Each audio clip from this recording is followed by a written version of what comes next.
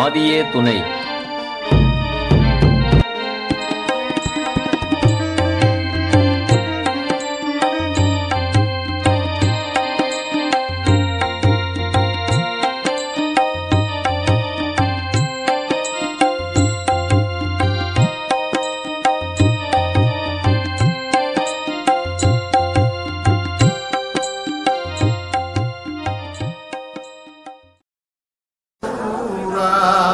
ஒன்றையணி குருவே போற்றி.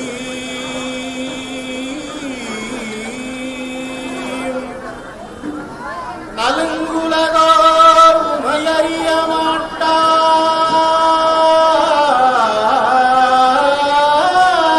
மாட்டார். நான் உரைப்பேன் குன்றேறி கதர்வார் நாளை. இலங்குகளை ஞானக்கனி உகுக்கும் சொங்கே எங்கள் குடி சாலைமணி விளக்கே போற்றி.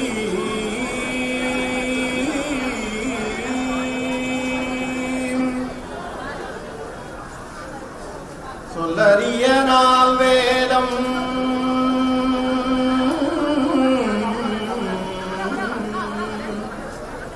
சொல்லறிய நாள் வேதம் அங்கமாறும் சுருதி முடி பேசி வரும் வேதாந்தங்கள்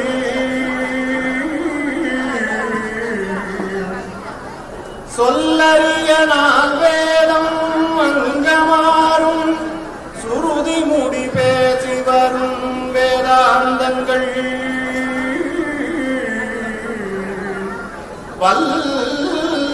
சித்தர்களும் பாரவான்கள் எல்லாம் உன் வார்த்தைக்கே சரி சொல்லி ஒத்துக்கொள்ளும்.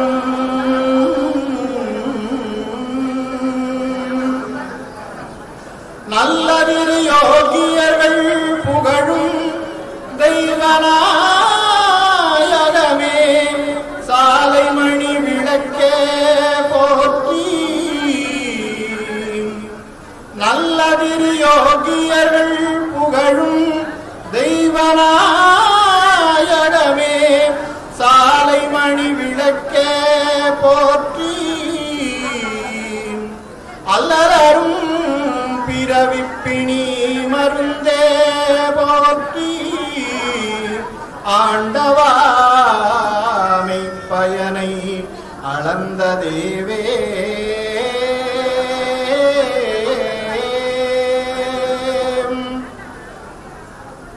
துறந்த மனதனியோகர் உளத்தில் பூக்கும் தூய்மதியும் முழுமதியே பழமை ஞானம்.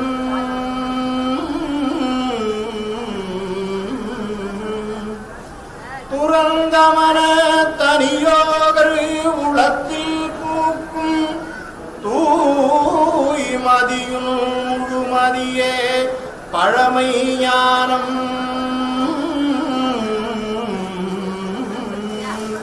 சுரந்து உந்தன் நாவினிலே சுரந்து உந்தன் நாவினிலே தேனாறு பாய சீரடியார் செவிமடுக்க உளத்துள் பாய்ந்து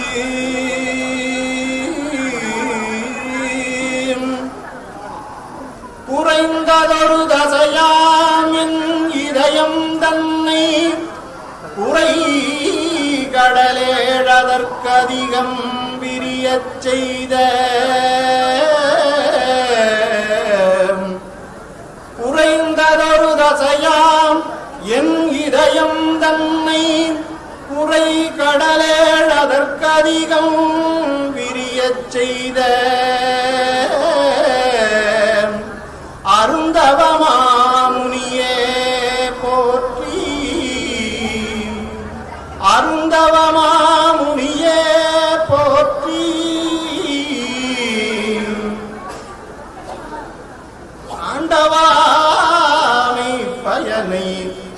வந்த தேவே.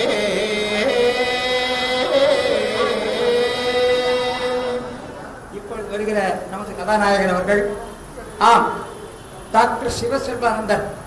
அவர் 6 பேரில் ஒருவர். நாங்கள் 6 முகம். அவர் மெய்வியானத்தில் சேர்ந்து ஞான விட்டியான் படிச்சு கடைசியில் சபை சேர்ந்தார். அவர் நான் ஒன்றாக இருந்தவர்கள். அவர் பழைய பேர் உங்களுக்கு தெரியாது. எத்திராஜ நாயக்கர். நாயக்கர் அவர் தெய்வம் கேட்கும்போது எத்திராஜ நாயக்கன் சொன்னார், இல்லை எத்தாலே உன்னை எத்தி விட்டேன் பேரானதிக்கு இன்று முதல் உன் பெயர் சிவசெல்வானந்தர் சொல்லிவிட்டார்கள். அதன் பிறகு தன்னுடைய கையெழுத்தை தொடர்ந்து சபைகளிலும் தனியாக அந்த திரும்பி சபையை நடத்தி கொண்டு அற்புதமாக பணியாற்றி கொண்டிருக்கிற அருமை சகோதரர் அவர்கள் முதலிலே முத்தி பேரை ஆற்றிருக்க. முத்தி பூர்ணம்.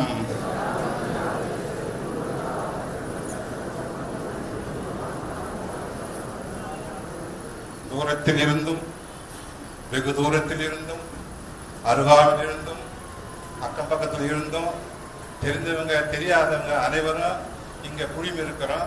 உங்கள் அனைவருக்கும் நெய்வேலி சார்பாக சாலை அனந்தாதி தேவர்கள் அனதிகள் மற்ற ஏனையோருக்கும் எனது நமஸ்காரத்தை தெரிவித்துக் கொள்கிறேன். அடுத்து இப்ப நாங்கள் எப்படி இருக்கிறோம் பாத்தீங்களா, செந்நிறை ஆடில் இருக்கிறோம். நீங்களும் எப்படி இருக்கிறீங்கன்னாக்கா வெண்ணிறை ஆடில் இருக்கிறீங்க. கொக்கு திரள் போல கும்பல் கும்பலாக இங்க கூடியிருக்கிறீங்க. அதுல என்னவோ அந்நாள் என் பேரெடுத்து என் வடிவ மாற்றி உன் பேரு தந்து உன் வடிவம் தந்த உத்தம சுத்த உறுதி நாயகமே, இவ்வாறாக நீ என்னை அடுத்து அணைத்ததானது ஓர் நெடுங்கால வயதுடைய குளவியானது அற்ப வாழ்வு வயதுடைய அழி புழுவினை எடுத்து வந்து தமது கூட்டில் அடைத்து ரீங்கார தொனி ஓங்காரகார தன் கொட்டும் கொடுக்கன மாறாத அச்ச நினைவை ஊட்டி ஊட்டி தன்மயமாக்கி பிரித்து வெளியேற்றுவனவோ என்னை ஏத்து எடுத்து ஏதுருவாக்கிய என்னப்பா, அந்நாளில் குடும்பமெனும் காமலி தேக துணை சேகர கூட்டத்தினுள்ளே நான் ஒருவன் புகுந்து கொண்டிருந்தேனே. இன்று தேகத்துணை யாதொன்றுமின்றி தன்னும் தனியே பிரித்துவிட துணிவு கொண்டு விட்ட என் துளவ உளவரே, என் தந்தையே சிந்தை மந்திரமே, இதன் மேலும் கொஞ்சம் சிறிது காலம் பொறுத்து அதன் மேலும் அடியேனை வெளியேற்றி வைக்க வேண்டுமென பல பல விதமாக பரிதாப குரல் எடுத்து வேண்டினார்கள்.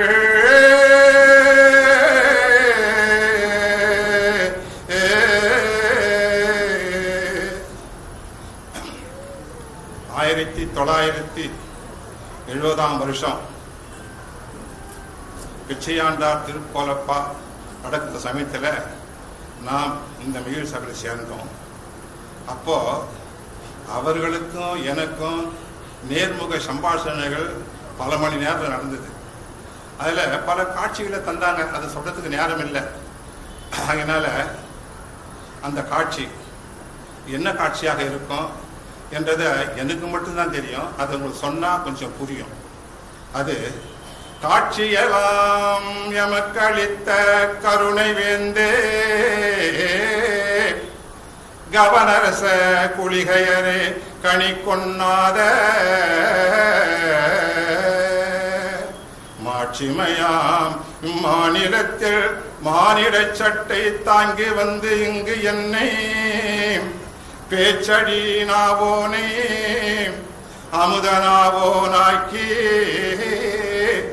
பெருங்கவத்தை அறுத்தறிந்த பிரணவோனே பிரணவனே உமக்கு நான் ஏது செய்வேன், புழுத்தலையனே வைரத்தலையனாக்கி இருத்தி வைத்த பெருமுதல் மாமுனியே தேவே தேவதேவே.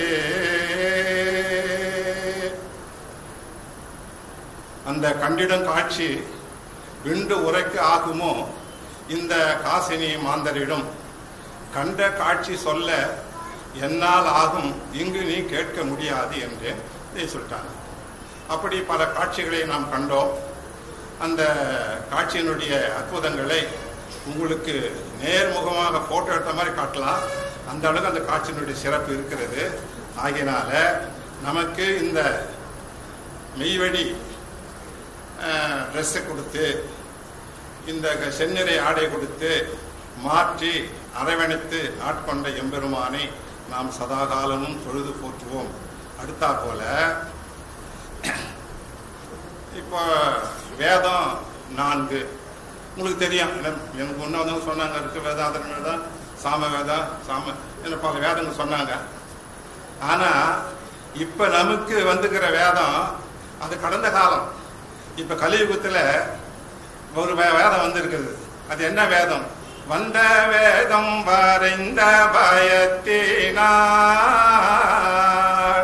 சிந்தை வீணர்கை சிக்கே மெலிந்த நான் அந்த எழுத்தை அழித்தே எழுதிய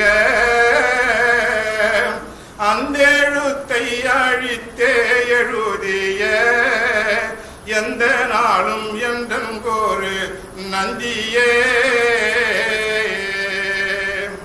முந்த நாளினில் முண்ட அகவலும் பிந்த நாள்கை பிடித்ததகவலே இந்த நாளில் இசைக்க அகவலே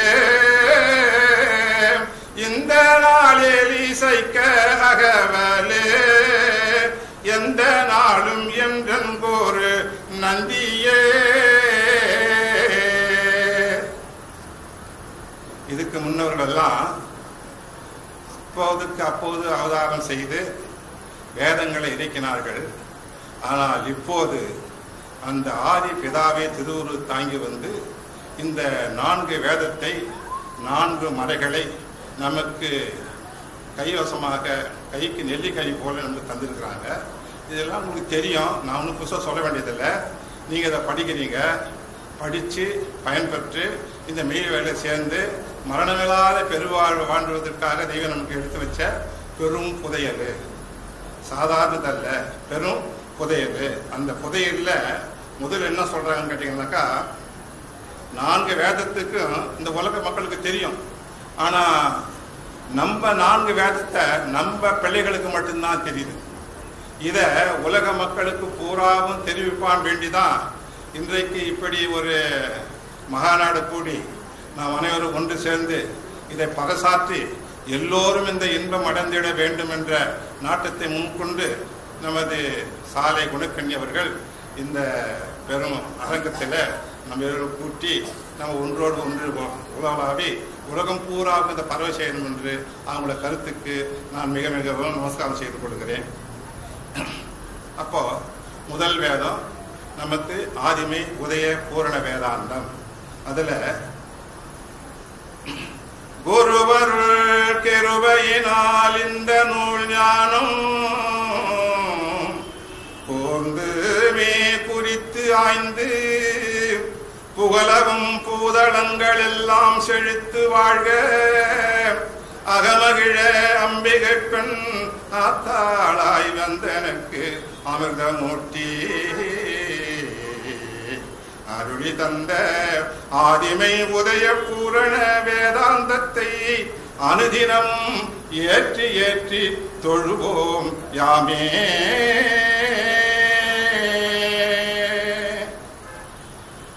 இப்படி என்று இந்த வேதம் சிறப்பு தெரியுமா? இதை கண்ணாலே பார்த்தாலே போதும், கையாலே தொட்டாலே போதும். இப்படி வேதத்துக்கு இப்படிக்கு சாலை ஆண் குரு என்று அவர்கள் கையொப்பமிட்டிருக்கிறார்கள். அப்படி கையொப்பமிட்ட வேதம் நமக்கு கிடைக்கிறது என்றால் நீங்கள் என்ன புண்ணியம் செய்திருக்க வேண்டும்? அதை புண்ணியத்தை விட்டுடலாமா? பூசல் கொண்டு அதை மேலும் மேல வேதத்துக்குள்ள நீங்க நுழையணும் என்பதற்குத்தான். அது பேர் என்ன? அது எதுக்கு வேணும்? வேதத்துக்கு குருவருள் வேணும். குருவருள் கிருபையினால் இந்த நூல் ஞானம் கூர்ந்து குறித்து ஆய்ந்து புகழவும் பூதளங்கள் எல்லாம் செழித்து வாழ்க அகமகிழ அம்பிகை பெண் அருளினால் ஆத்தாளாய் வந்தனுக்கு அமிர்தமூர்த்தி அருளி தந்த ஆதிமை உதய பூரண வேதாந்தத்தை அனுதினமும் ஏற்றி ஏற்றி தொழுவோம் யாமே. அடுத்தாப்ப ஒரு நூல் சொல்றாங்க. அதுக்கு என்ன? கோடாயுதக்கூர். இந்த கூர் மக்கியா இருக்கக்கூடிய எல்லா கழிவுகளையும் தீட்டி கூறாக்கக்கூடியதுதான் கூர். அது எப்படி பண்ணாங்க? நம்ம கையிலே கோடுகள் இருக்கிறது, அவர்களுக்கும் கையிலே கோடு இருந்தது. அவர் நவத்தின் மூலியமாக அந்த கோட்டெல்லாம் அழிச்சிட்டாங்க. கோட்டெல்லாம் மாற்றி சங்கு சக்கரம் உடுக்க சூலாயுதம் என்ற தண்டாயுதம் கடைசியாக கில்லாமமாக அவர் திருக்கரத்தில் பதிந்து விட்டது. தபத்தினுடைய அளவிலே தான் பெற்ற செல்வங்களாக நாம் இருக்கிறோம். அவங்க தவம் செய்தாங்க, அந்த தபத்தை வாங்கி நம்ம செல்வமாக செழித்து கொண்டிருக்கிறோம். அப்பேற்பட்ட அந்த கூறாகி அந்த கோடாது கூறுன்னு சொல்றாங்க. புகழமிர்த செந்தமிழின் மாமதர இன்பமான கோடாயுதக்கூர் படிக்கும் போது சஞ்சலங்களற்று தனி வழியை காட்டிடுமே. என்ன வழி காட்டும்? தனித்தனியா ஒவ்வொரு அறிவுக்கு தகுந்த மாதிரி, ஒவ்வொரு எண்ணத்துக்கு தகுந்த மாதிரி இந்த கூறானது கூர் கொண்டு நடகொண்டு போய் அந்த யமனுடைய கூறியே முறித்தடித்து அந்த சிவபதத்துக்கு ஏற்றக்கூடிய பெரும் நூலாக அது அமர்ந்திருக்கிறது. அதுல புகழமிர்த செந்தமிழின் மாமதுர இன்பமான செந்தமிழ மாமதுரமாகிய தேனுக்கு ஒப்பான இன்பமான கோடாயுதக்கூர் படித்திடும் போது சஞ்சலங்களற்று தனி வழி காட்டிடுமே. இத அடுத்து படிக்க போறோம். அது உங்களுக்கு தெரியும், நீங்க படிச்சுக்கீங்க. மூணாவது, உற்று ஆய்ந்து ஒரு கோடி நூலினில் கற்று ஆய்ந்து மான்மியத்தில் 9 பருவம் அறியாமல் செத்த பேர்கள் ஜகந்தனில் கோடிதான் உற்று பார்க்க உருவான மான்மியத்தை இதை யார் அறிவார் இம்மாநிலத்தே. சாதாரண சமாசாரமா? மான்மியம் என்றால் என்ன? அவள் லேசான சமாசாரமா? அதுல 9 பருவங்கள் வச்சிருக்காங்க. 1 பருவமா 2 பருவமா 9 பருவம். ஆகினால அந்த 9 பருவத்திலையும் ஒரு பருவத்தையாவது ஒழுங்கா மனப்பாடம் செய்து அந்த பருவத்தில் இருந்தா நம்ம பருவம் அடைஞ்சிருவோம். நல்ல பருவம், நல்ல பருவ காலம் வந்துடும், நமக்கு மகிழ்ச்சியா வாழலாம். ஆகினால உற்று ஆய்ந்து உலகத்தில் எவ்வளவு நூலை பார்த்தோம், உற்று உற்று படித்தோம். அதான் நமக்கு உயிருக்கான சமாசாரம் இருக்குதான்னா செவிக்கான சமாசாரம் இருக்கு தவிர உயிருக்கான விஷயம் அதுக்குள்ள இது இருந்தாலும் அது உதவாது. இதுதான் நமக்கு உபயோகப்படும். ஆகினால உற்று ஆய்ந்து ஒரு கோடி நூலினில் கற்று கற்று ஆய்ந்து மான்மியத்தில் 9 பருவம் அறியாமல் செத்த பேர்கள் ஜகந்தனில் கோடிதான் உற்று உற்று பார்க்க உருவான மான்மியத்தை இதை ஆரறிவார் இம்மாநிலத்தே.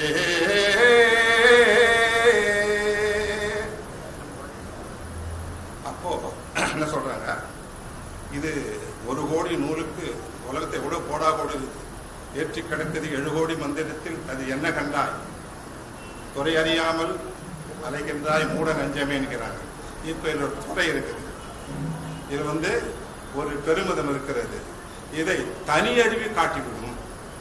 மான்மியத்தை படித்தால் தனி வழி காட்டி சந்தேகம் வர யம இருளிலிருந்து அகற்றி பெருமிதமான நிலைக்கு அழைச்சிருப்போம். எப்படி? யார் அவங்க அழைச்சிட்டு போறவங்க? முன்னு பின்னு இல்லாதவங்க. முன்னையும் கிடையாது, பின்னும் கிடையாது, இறப்பும் கிடையாது, பிறப்பும் கிடையாது.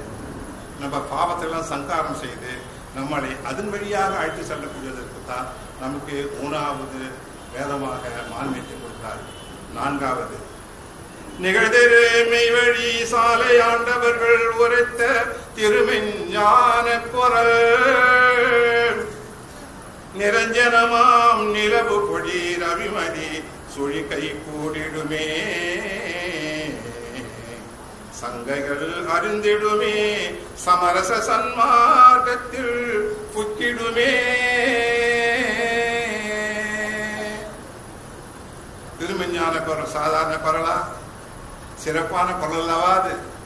மூலத்தில் குரல் குரல் இதையும் சொன்னாங்க. குரல் சொன்னாங்க, இந்த குரல் தான் போகுது, இந்த குரலை கேட்டு ஆயினும் குரல் கேட்டு அண்டிடும் ஆடலாம்னு சொன்னாங்க. நாமெல்லாம் அண்டி அண்டி ஆண்டவங்களை அண்டி மண்டியிட்டு கை கட்டி வாய்ப்பத்தி அந்த மூலமரத்தை சொல்லி நாம் அனைவரும் இந்த பெருவிதத்தில் இருக்க வேண்டும் என்று நாம் எல்லோரும் நான் கேட்டுக்கிறேன். அப்போ என்ன சொல்றாங்க? நிகழ்தேரு மெய்வழி சாலை ஆண்டவர்கள் உரைத்த திருமெஞ்ஞான குரல் நிரஞ்சனமாம் நிலவு பொழி ரவிமதி சுழி கை கூடிடுமே சங்கைகள் அறிந்திடுமே சமரச சன்மார்க்கம் புத்திடுமே. நமக்கு சந்தேகம் தீர்ந்திடும். சமரசத்தில் நம்ம பெரியப்பா சொல்லிக்கிறார், சமரசத்துக்கும் தருணம்னு சொல்லிக்கிறார். அது போல இந்த சமரசம் ஏற்றி வச்சிடும். இந்த 4 வேதத்தை விட நமக்கு வேற என்ன? நம்ம எதில் குறைஞ்சவங்க? 4 வேதத்துக்கு அதிகாரிகள் நாம தான். நமக்கு தான் உரிமை. அது அந்த செல்வத்தை நம்ம பெற்றிருக்கிறோம். அதை மேலும் வேணும். நிறைய படிச்சு என்னோட நேற்று தான் படிச்சோமே, இன்னைக்கு படிக்கிறதா? ஒன்று கேள்வி கேட்கலாம். தினம் படிக்கணும், தினம் புதியது. இன்றைக்கு படிச்சா இன்னொரு நாளைக்கு தொட்டா நாளைக்கு புதியது. புதிது புதிதாக தான் நம்ம சமைச்சு சாப்பிட்றோம். அப்ப அது போல இந்த பாடலும் புதிது புதிது தானே, என்றும் புதியது, எப்போதும் புதியது, எங்கும் இருப்பது, எதிலும் திகழ்வது. அப்பேற்பட்ட கிரந்தத்தை நமக்கு தெய்வம் கொடுத்துருக்கிறாங்க. இந்த கிரந்தத்தை விட நமக்கு வேற என்ன இருக்குது? வேற என்ன நம்மளுக்கு சொல்ல முடியும்? அப்போ உலகத்துல சாமி கும்பிடுறான். அவனுக்கு முதல் கடவுள் என்ன கேட்டேன்னா விநாயகர், அதுக்கடுத்து முருகன், அதுக்கு ஈஸ்வரர், அதுக்கப்புறம் பெருமாள், அதுக்கப்புறம் பிரம்மா. இப்படி தானே உலகத்தில் இருக்கிறான். அதில் என்ன நகலாவே இருக்குது. இங்க அசலான உலகத்துக்கு நம்மள தெய்வம் அழைத்து கொண்டு செல்லுகின்றார்கள். இப்படி சொல்லுகிறாங்க, உலகில் மெஞ்ஞான மகத்துக்கள் என்னும் பாரவான்கள் எல்லாம் கைலாயம் வைகுந்தம் தெய்வலோகம் மிகராது என்று கூறப்பெற்ற சைதன்ய அந்த அதிமகோன்னத நிலைக்கு கவன குளிகை அன்னம் மயில் வாசி என்னும் சவாரி கொண்டு போய் வருவதாக உலகத்தில் சுருதிகளும் மக்களும் கூறிக்கொண்டிருப்பதானது அது உண்மையில் நிஜமேதான் என்று மொழிந்தார்கள்.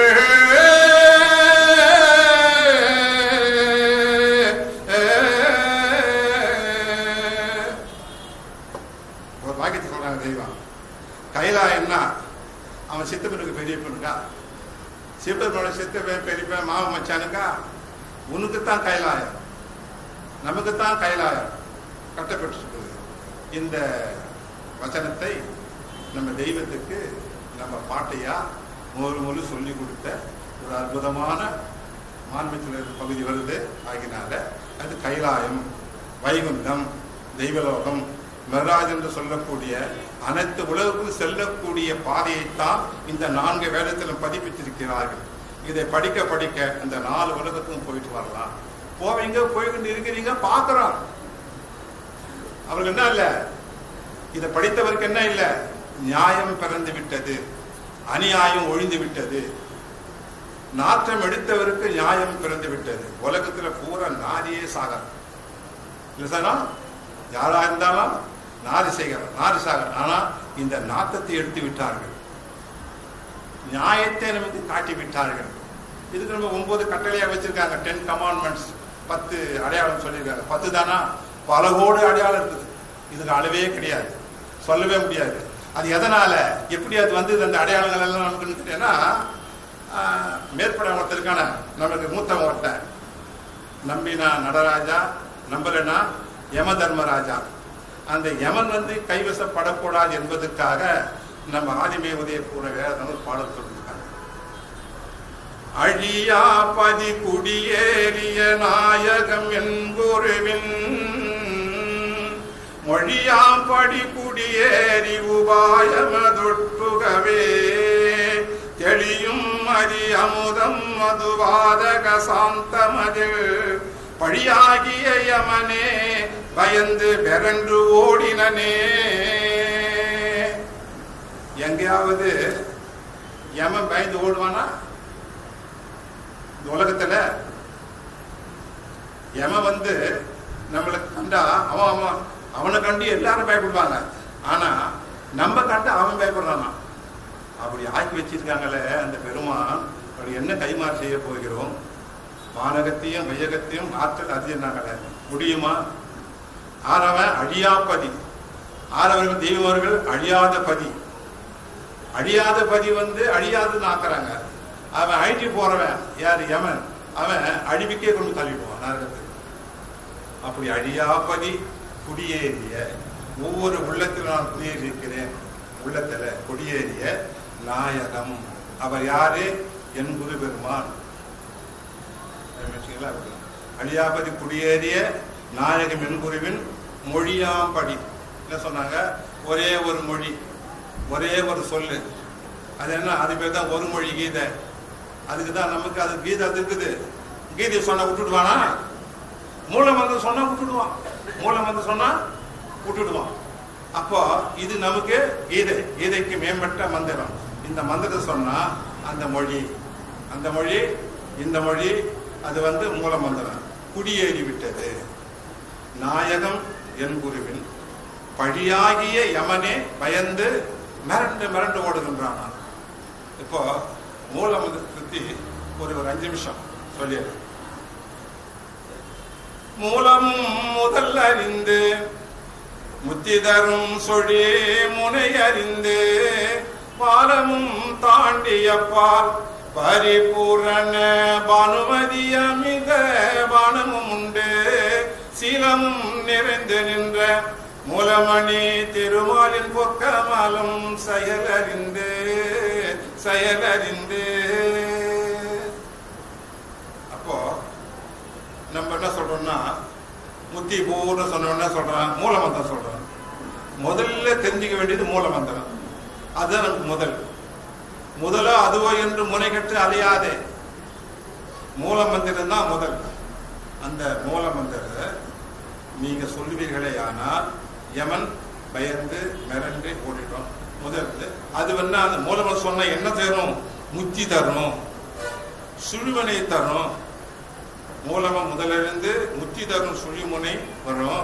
அப்புறம் பாலம் தாண்டுவீங்க, மயிர்பாலம் தாண்டுவீங்க.